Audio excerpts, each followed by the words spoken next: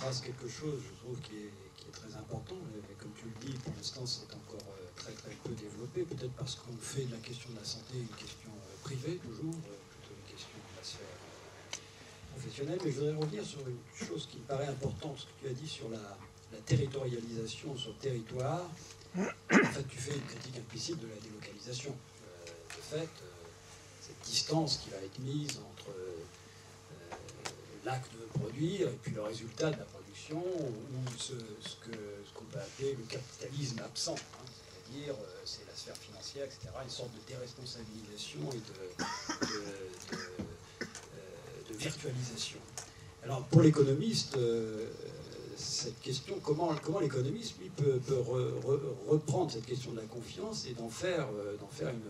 alors, déjà, François a abordé, a approché un peu la question en termes de gestion, déjà, donc, ce qui sonne déjà quelque chose à l'oreille de l'économiste. Comment, toi, Christian, tu vois cette dynamique qu'il pourrait y avoir pendant la confiance, et voire à travers les problèmes de la santé aussi, les problèmes qui produits sur la santé, comme un ressort, comme un levier pour concevoir un peu le développement économique et notamment dans la question du développement durable. Bon, François a parlé très longuement. Je ne l'ai pas interrompu parce que... Quand il a la parole, il la garde, il a raison. Mais non, je dis ça tout simplement parce que aussi il faut qu'on garde une petite discussion avec. Je ne pas aperçu. Non, tu t'en es pas perçu. Mais moi oui. Vous m'avez rien dit. Mais moi oui. Mais c'est pas grave, c'était très bien.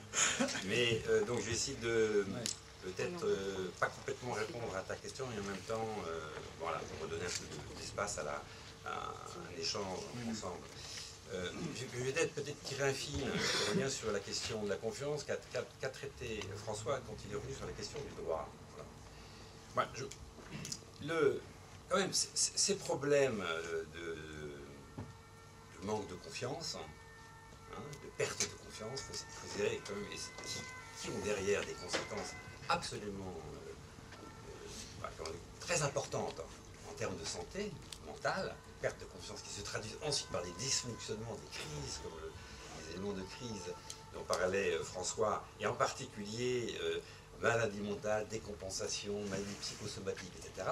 Ça, c'est un point qu'il faut reprendre. C'est-à-dire que les effets de perte de confiance sont considérables en termes de santé.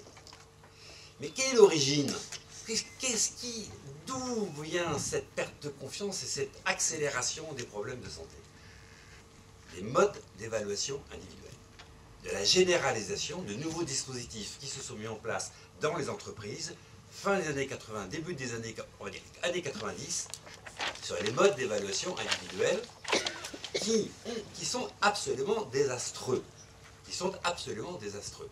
Je pense que le problème central, c'est que se développer des modes d'évaluation qui nient le travail réel, qui sont en décalage complet avec le réel de l'implication des salariés dans leur activité.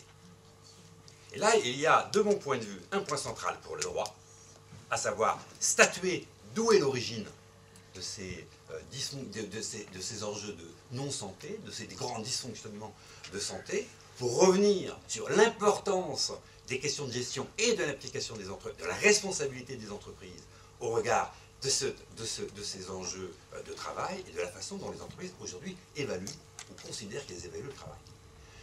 Ça, c'est un point important. Mais cela suppose alors qu'on essaie de reconstruire d'autres dispositifs d'évaluation. C'est là où on rentre dans la nécessité de construire, d'élaborer d'autres dispositifs institutionnels d'évaluation qui nous renvoient au travail réel, c'est-à-dire qui permettent de reconnaître le travail réel. Quel dispositif d'évaluation? Ce dispositif d'évaluation, d'abord, il doit marquer son écart avec les logiques de financiarisation. On ne peut pas avoir une conception de l'évaluation, de la performance des entreprises et derrière du travail dans une situation où l'argument central est un argument uniquement financier. Il y a un problème dans notre société de mettre à distance, se dégager des logiques de financiarisation dynamique économique, qui auront des retombées considérables sur le travail et sur le dispositif d'évaluation microéconomique dans les entreprises du travail. Ça, c'est un premier enjeu. De ce point de vue, il faut arriver à mettre en évidence et à construire des dispositifs d'évaluation qui arrivent à faire reconnaître l'importance d'autres registres de performance que ce registre monétaire et financier. En d'autres termes, la question de la qualité de ce que l'on fait, c'est-à-dire aussi bien des produits que de la qualité des services, de leurs effets, comme disait François tout à l'heure, de leurs effets utiles immédiatement auprès de ceux qui bénéficient directement des services, mais aussi des effets utiles avec des effets immédiats, c'est-à-dire en décalage, des effets de réseau, des effets qui sont perçus et évaluables dans le temps, dans un temps décalé par rapport au moment où le service est presté. En d'autres termes, il y a à aborder la question de la qualité dans sa diversité, au regard de l'expérience des acteurs. Troisième chose, troisième registre de la question de la performance et donc de l'évaluation des effets du travail, c'est la question de la productivité. Mais la productivité, aujourd'hui, si c'est simplement reporter sur les bénéficiaires un travail qui est fait à l'origine par l'entreprise de prestation de services, ce n'est pas de la productivité. Si la question de la productivité, c'est une intensification du travail qui se retourne contre la qualité du service, ce n'est pas de la productivité. Vous voyez bien que dans le monde de service et dans le monde serviciel, le rapport à la productivité est très délicat à établir parce que le rapport à la qualité n'est pas stable. Dans l'industrie, le rapport à la qualité est relativement stable. C'est-à-dire qu'on mesure les biens, la qualité se mesure, on arrive par des contrôles qualité, des logiques de gestion de qualité, on arrive relativement bien à stabiliser la qualité des produits. Mais dans le monde des services, ce n'est pas du tout le cas. Une fois que la qualité est stabilisée dans les services, alors la question de la productivité peut trouver un certain sens. Dans les nouvelles technologies, dans les nouvelles organisations ou autres. Mais dans les services, on voit bien que cette qualité n'étant pas stable, la productivité va avoir des effets extrêmement néfastes sur cette productivité, sur la qualité. Et ici, c'est l'expérience qui peut parler. C'est l'expérience de travail qui peut devenir un référent.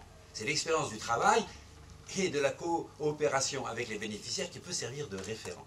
C'est-à-dire le réel de ce qui se passe. En d'autres termes, refaire remonter de l'expérience des uns et des autres les différents registres de cette performance, en particulier les effets de qualité et les effets de productivité. Mais il reste un troisième élément qui est extrêmement important, qu'on connaît tous. C'est ce qu'on appelle, les économistes de leur jargon appellent les externalités, ou les effets externes. C'est-à-dire des effets qui vont au-delà du périmètre de responsabilité de l'entreprise. Ça peut être des effets environnementaux, ça peut être des effets sociaux, ça peut être des effets psychologiques, etc. Il faut prendre en compte ces éléments d'externalité.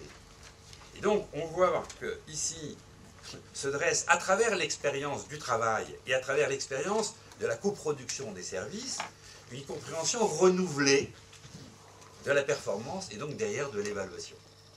En d'autres termes, nous avons besoin de soutenir l'émergence, parce que ça émerge en même temps, c'est des discussions constantes dans les entreprises, ces éléments-là, de faire émerger des dispositifs d'évaluation qui tiennent compte de la diversité de ces registres de la performance afin de renvoyer à un réel du travail.